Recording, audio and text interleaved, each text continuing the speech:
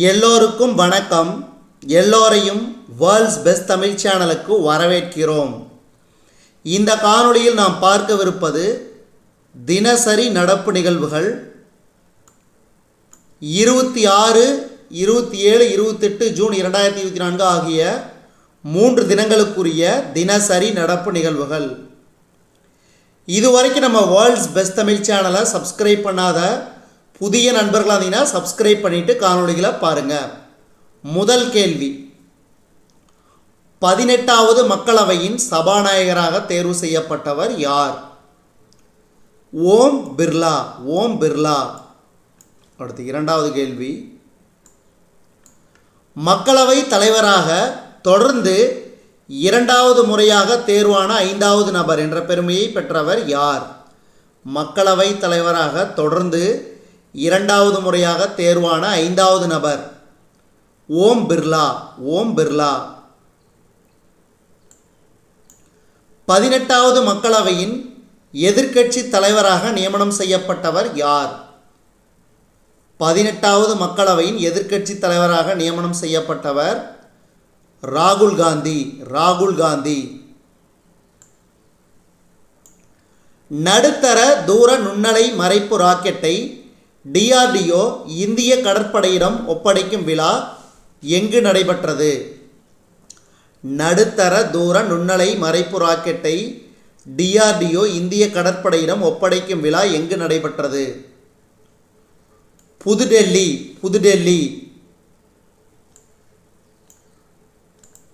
நடுத்தர தூர நுண்ணலை மறைப்பு ராக்கெட்டை DRDO இந்திய கடற்படையிடம் எப்போது ஒப்படைத்தது?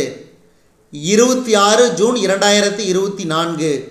அடுத்து, நடுத்தர தூர நுண்ணலை மறைப்பு ராக்கெட் ஜோத்பூரில் உள்ள DRDOவின் பாதுகாப்பு ஆய்வகத்தால் உருவாக்கப்பட்டது.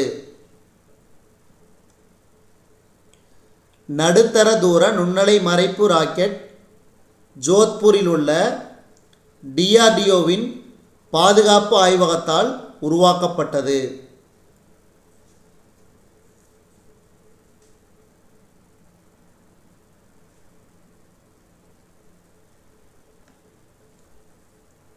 அடுத்து,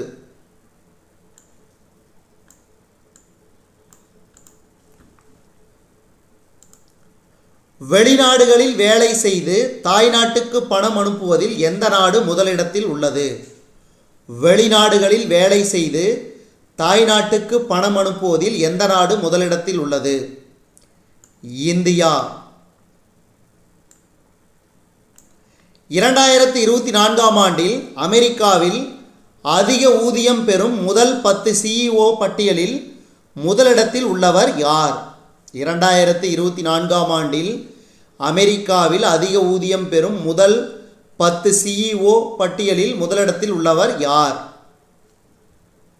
எலான் மஸ்க். இந்தியாவின் நிகேஷ் அரோரா 10வது இடத்தில் உள்ளார். அடுத்து, ஓங்குமால் வரை வரையாடு உலக்களின் உடைந்துகு பெருந்தேன் என்று வரையாடு பற்றி எந்த நூலில் குறிப்பிடப்பட்டுள்ளது? ஓங்குமால் வரை வரையாடு உலக்களின் உடைந்துகு பெருந்தேன் என்று வரையாடு பற்றி எந்த நூலில் குறிப்பிடப்பட்டுள்ளது? சீவக சிந்தாமணி. சீவக சிந்தாமணி. சென்னை இணைப்பு பெட்டி தொழிற்சாலை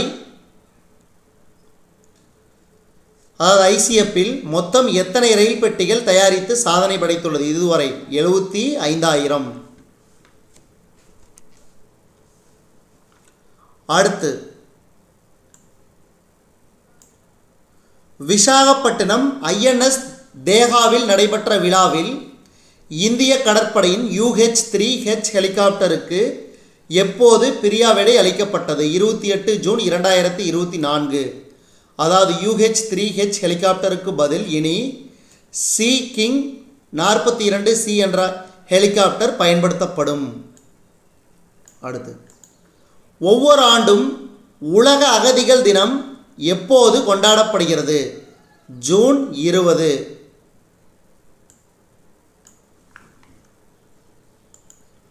ஒவ்வொரு ஆண்டும் சர்வதேச போதைப்பொருள் ஒழிப்பு தினம் எப்போது கடைபிடிக்கப்படுகிறது? ஜூன் 26. ஐரோப்பிய கவுன்சிலின் புதிய தலைவராக தேர்ந்தெடுக்கப்பட்டவர் யார்? ஐரோப்பிய கவுன்சிலின் புதிய தலைவராக தேர்ந்தெடுக்கப்பட்டவர் Antonio Costa. Antonio Costa. ISRO உருவாக்கிய கிராமப்புற நிலப்பதிவுக்கான புவன் பஞ்சாயத் 4.0 என்ற இணையதளத்தை தொடங்கி வைத்தவர் யார்? ஜிதேந்திர சிங்.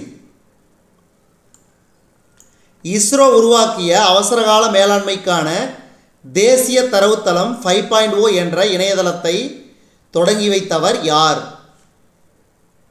ஜிதேந்திர சிங். அடுத்து, நெக்சஸ் ஆட்டோமோட்டிவ் நிறுவனத்தின் புதிய தலைவராக நியமனம் செய்யப்பட்டவர் யார்? நெக்சஸ் ஆட்டோமோட்டிவ் நிறுவனத்தின் புதிய தலைவராக நியமனம் செய்யப்பட்டவர் ஜி சீனிவாச ராகவன். முகமது நவாஸ் எந்த விளையாட்டுடன் தொடர்புடையவர்? கால்பந்து. கால்பந்து. துலிகா மான் எந்த விளையாட்டுடன் தொடர்புடையவர்? ஜூடோ. ஜூடோ. ஐசிசி உலகக்கோப்பை கிரிக்கெட் போட்டியில் முதல் முறையாக எந்த அணி இறுதிப் போட்டிக்கு தகுதி பெற்றது? தென்னாப்பிரிக்கா. தென்னாப்பிரிக்கா. தமிழ்நாடு மாநிலத்தின் மருத்துவ சேவைகள் இயக்குநராக நியமனம் செய்யப்பட்டவர் யார்? தமிழ்நாடு மாநிலத்தின் மருத்துவ சேவைகள் இயக்குநராக நியமனம் செய்யப்பட்டவர் ஜே ராஜமூர்த்தி.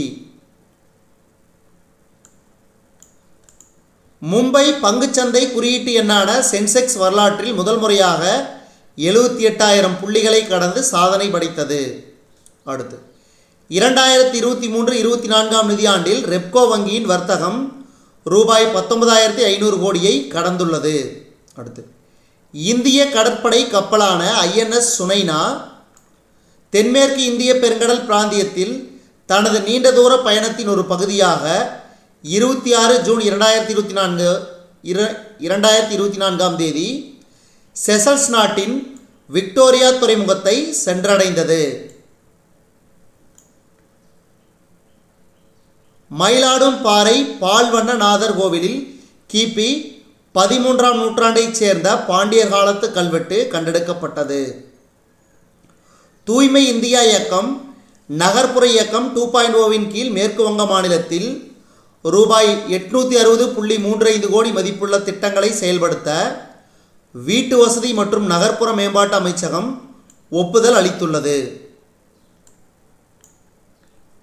புனேவில் உள்ள இராணுவ மருத்துவக் கல்லூரியில் புதிய மரபணு வரிசைப்படுத்தும் பரிசோதனை கூடத்தை இராணுவ மருத்துவ சேவைகள் பிரிவு தலைமை இயக்குனர் lieutenant general Daljit Singh 27 June 2024 தொடங்கி வைத்தார். அது என்னென்னா நெக்ஸ்ட் செக் 2000 மற்றும் மினி செக் எனப்படும் 2 மரபணு வரிசைப்படுத்தும் பரிசோதனை கூடம். அடுத்து,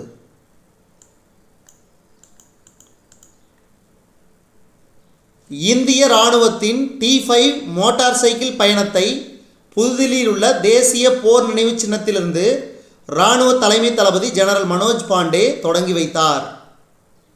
அடுத்து, இது ஏற்கனவே பார்த்தாச்சு, ஐஎன்எஸ் சுனைனா.